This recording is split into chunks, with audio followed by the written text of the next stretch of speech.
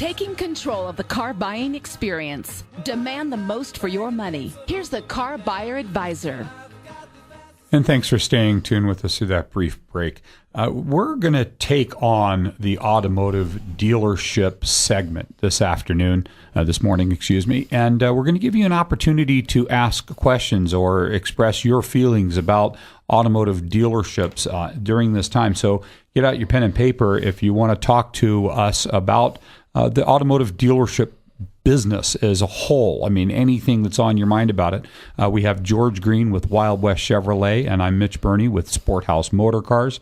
And we're going to field your questions around the automotive dealership segment. You can call us at 823-1920. That's area code 775-823-1920. We're broadcasting live in Northern Nevada, so feel free to pick up the phone and give us a call. What we're going to talk about today is the car buying process. If you ask anybody, George, welcome to the show, George Green. Good to be here, Mitch. If you ask anybody, they'll tell you the number one thing that they hate the most is that car buying experience in the automotive industry. They don't understand how you can go to a grocery store and pick something up off the shelf, take it to the checkout, and leave with it. But you really don't get to have that a similar experience buying a car, and that it takes the fun out of it for most people. And we have seen that, and I know that your organization and ours have done some things out there that are trying to change that perception that most consumers have about buying a vehicle.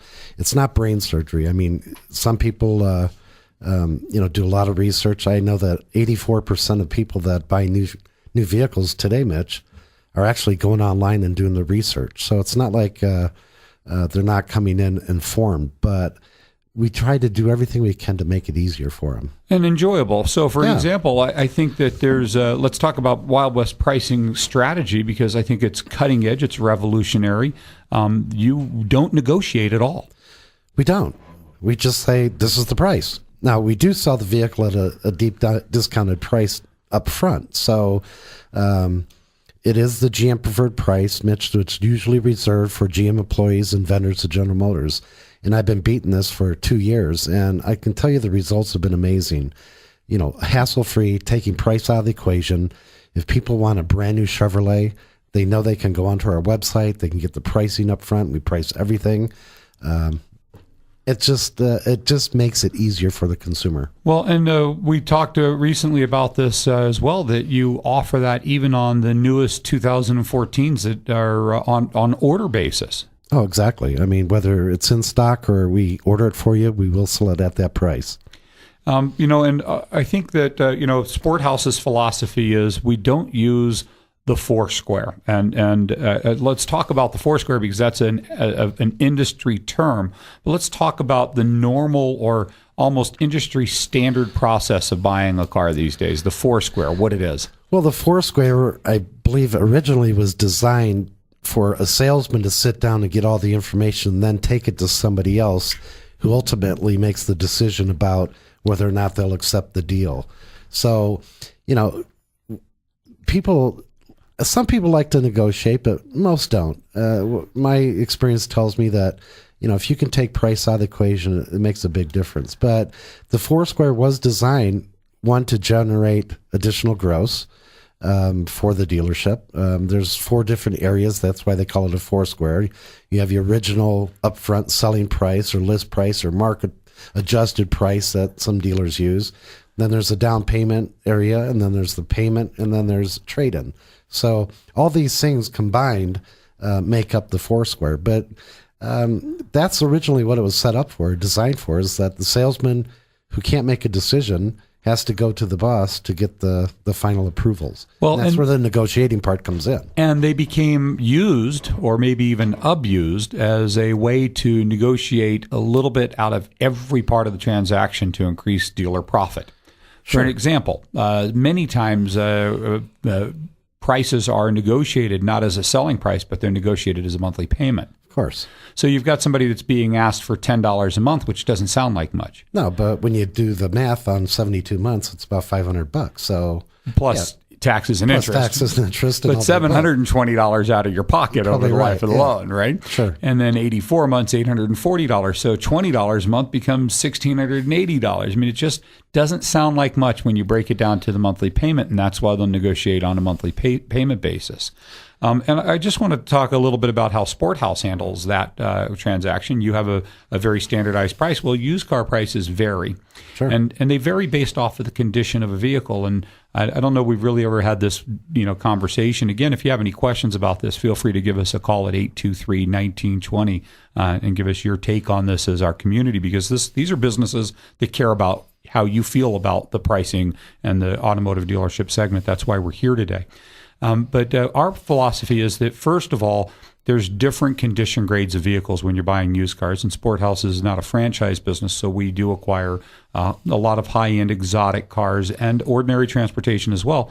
But there's different condition grades, and you and I both know this. They grade them from 0.0 to 5.0 at Manheim. Sure. So it's a 50-point rating system, and as the condition grade goes up, so does the dealer's cost. And from a 1 to a 5.0 vehicle, there can be on a $30,000 car an $8,000 difference in dealer cost. Oh, easily, yeah. So a price is, I think, one of the things that, people want to pay a fair price, but the first thing that they should be looking for is the highest quality used car, an honest car, not a cosmetically, mechanically altered, poorly treated car.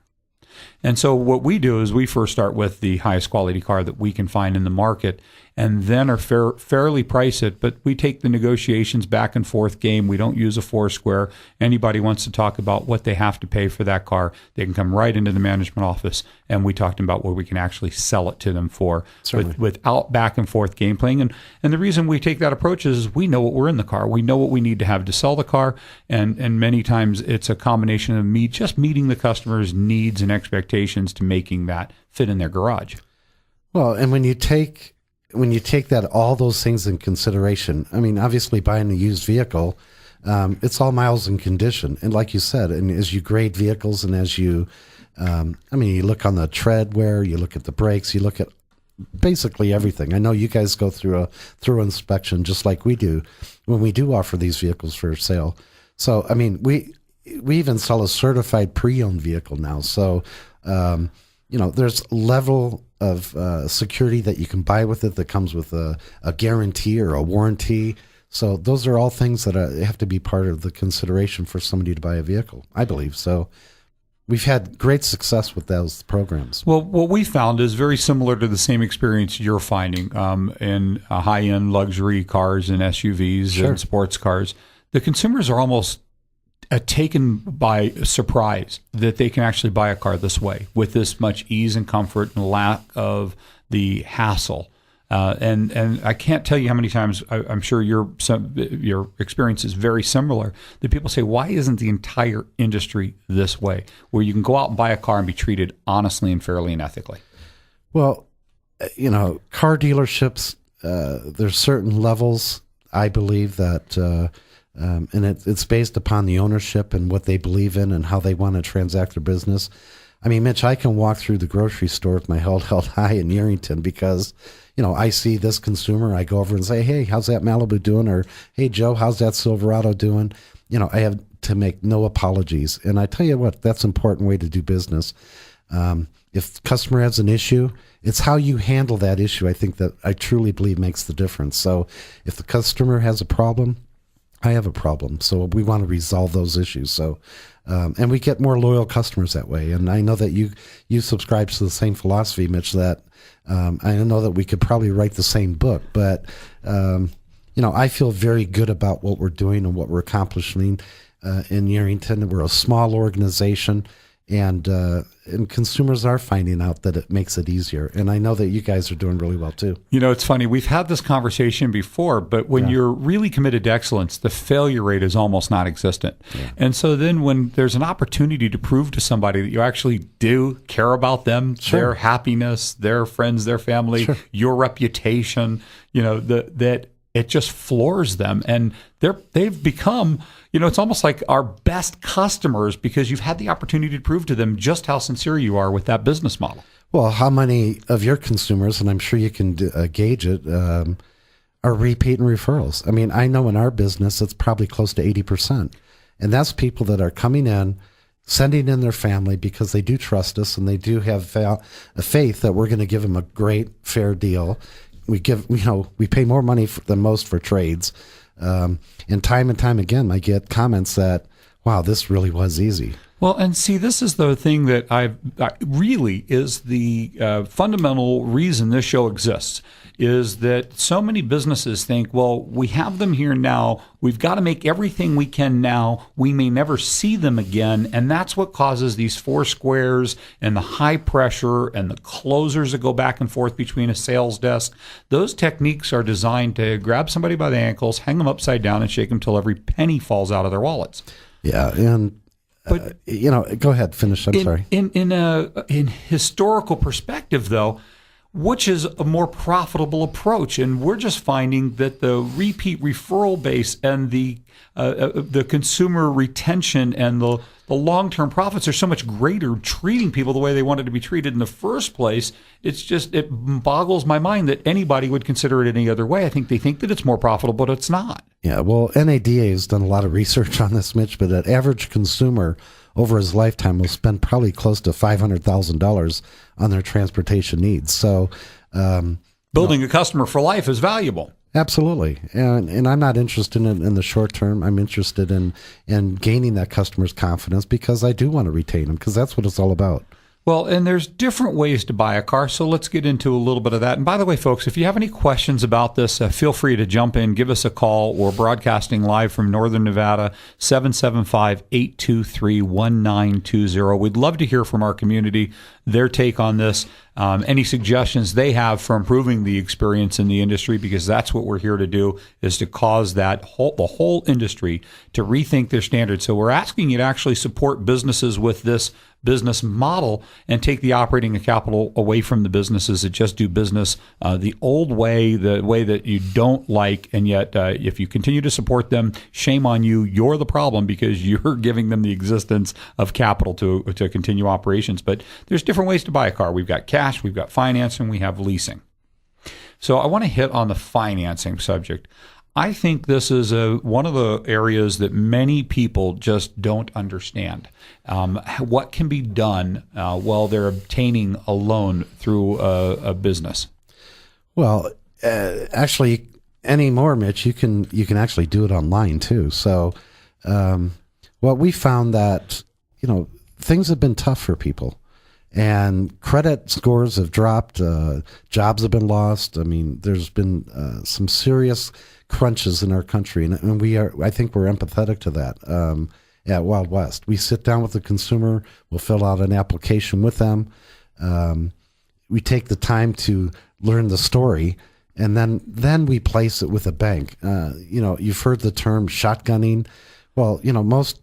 Well, let's explain that to our community that may not be familiar with the term. Well, you fill out on a credit app, you'll take it into the finance office, and they'll shoot it out to 20 different lenders, and that does affect your score. Well, let's explain inquiries. Let's explain why. Because basically, one inquiry is an attempt to acquire debt. Correct. And it takes 60, 90 days, because if you have a loan and you make the loan, and it takes the bank time to book the loan and report the loan to the credit bureaus, it could be 30 to 60 days later before that even shows up, and another 30 days before you make your first payment on it. It'd be 60, 90 days later before the credit bureaus even know if you acquired that single inquiry loan. Right. So when you then have a massive number of inquiries, it looks like you're making an exceptional effort to acquire a lot of debt in a short period of time.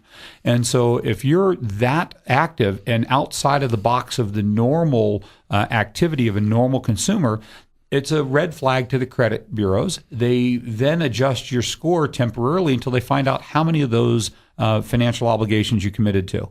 And it's a way of driving the rate up to slow down your acquisition of new credit. People that acquire a lot of debt in a short period of time are at a higher risk of failure or default or bankruptcy. Sure. And so that's what this is the whole scoring system is designed to do, is to rate somebody for their current risk. So people that are aggressive in trying to acquire debt in a short period of time present a greater risk historically in the lending community. So of course, having 20 inquiries or more, I tell you, I think I saw once 35 inquiries on one consumer. Yeah. Looking at their bureau after they didn't get a loan somewhere else, running just one to see where we were at, and went, I don't know how anybody can help you because they devastated your score. Yeah. Not based off of what your credit profile looked like, but by the massive number of inquiries that they put on you. It's going to take time for that to heal. And that to me sounds almost like it was deliberate. I guess if we can't sell you something, nobody will. Exactly. Which, that to me I would hope it wasn't, but maybe, in some cases, I'm sure that probably does exist. Could be. But then there's businesses that look at it and they understand what we were just talking about. Right. That an inquiry is an attempt to acquire debt. Well, and we take them seriously. And we do. We take it very personal. I mean, this is privacy. It's personal. So we want to make sure that we understand fully what the customer is attempting to do and what they want to do. And we want to do it their way. So we're just going to send it to, at the very most, maybe 2 or 3. But very candidly, we'll sit down, Mitch. We'll know where the paper's going to go. And that's where we'll send it with only one inquiry. And we do the same thing. We'll run our own inquiry, and then we will submit it to primarily, usually, one bank or credit union that we're going to submit that loan to for approval, because we know this is where this is the type of organization would buy that consumer.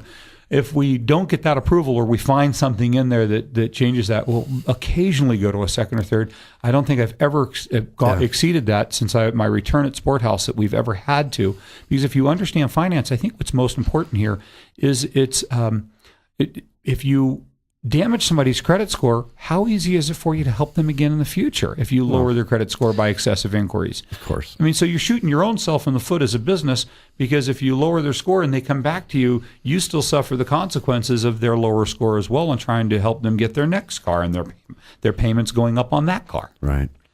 Well, what we're almost in a fiduciary type capacity where we're in trust. These people trust us. So, I take that very seriously, and I want to keep our customers enthused. I mean, obviously, for some folks, it's very traumatic, and we make it as easy and simple as possible. And we're very professional when it comes to stuff like that. So I just feel that there's a lot of abuse out there, and we're doing something different about that. One of the other things, too, that's often done in our industry, and I can actually say that we have, since, again, my return at Sport House, not had one of these, is recontracting. Yeah.